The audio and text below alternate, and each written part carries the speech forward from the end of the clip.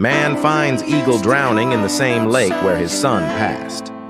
He pulled the eagle out, vowing to care of him as he rushed to the vet. Upon arrival, they made him put him in a cage. Trembling, he met the man's gaze as if begging not to be separated. Days later, the man got a call the eagle wasn't eating. The man rushed over, determined to keep his promise.